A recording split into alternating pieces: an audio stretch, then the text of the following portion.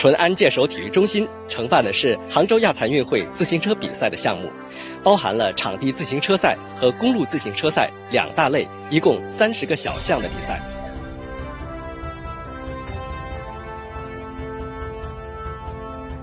现在我就已经进到了淳安界首体育中心的体育馆。这个场地自行车馆呢，它是国内罕见，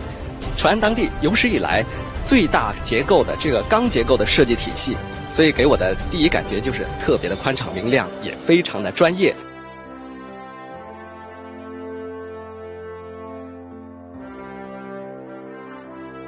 公路自行车赛赛道利用了县内众多的环湖公路，依山傍水，并且赛道也连接起了众多的景区和美丽乡村，被誉为中国最美环湖骑行绿岛之一。